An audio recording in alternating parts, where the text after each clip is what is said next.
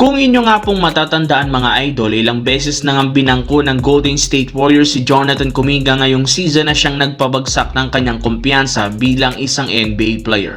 Kaya matapos ang naging debut game ni Kuminga kahapon sa Atlanta, maraming ang mga fans ang natuwa gayong kita sa mga mata nito na bumalik ang kanyang saya sa loob ng court. Dahil dyan, hindi nga naging mahirap para sa kanyang makagawa ng magandang laro. Pero hindi lang naman magtatapos ang plano ni Kuminga dahil balak pa nitong mapa-improve ang kanyang laruan at matulungan ng Hawks na mag-compete sa Eastern Conference pagdating ng playoffs. Papatunayan nito kayang-kaya niyang makipagtala muli ng mas magagandang stats. Pero ang pinakagusto nito ay patunayan na mali ang ginawa sa kanya ng Golden State. In fact, tinandaan nga nito ang magiging laro ng Atlanta Hawks laban sa kanyang dating team na Golden State Warriors na mangyayari sa March 22. Hindi na nga siya makapaghintay pa na talunin ang kanyang dating kakampi at ipakita dito kung paano nila siya sinayang. Samantala, sa pagkatalo nga ng Los Angeles Lakers sa kanilang last two games laban sa Boston Celtics at Orlando Magic, napatunayan na hindi talaga nila kayang manalo sa pinakamalalakas na contender ngayong season. Kaya kailangan talaga nilang gumawa ng move o di kaya kumuha ng bagong player sa mga susunod na araw. And guess what? Isa sa mga nakadikit na pangalan ngayon sa team,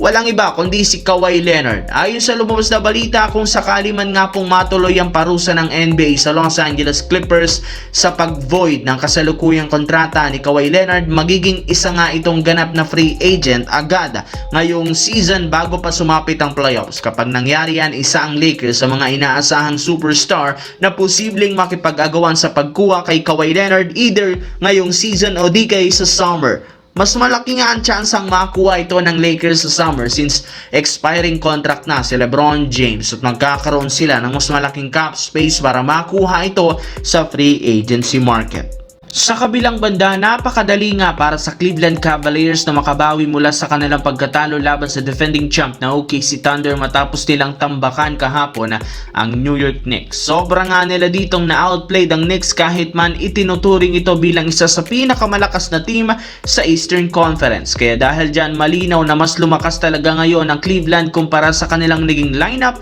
sa pagsisimula ng regular season. Simula nga po nang makuha nila si James Harden, hindi na nga sila nagka-problema pa sa opensa lalo pagdating sa crucial minutes.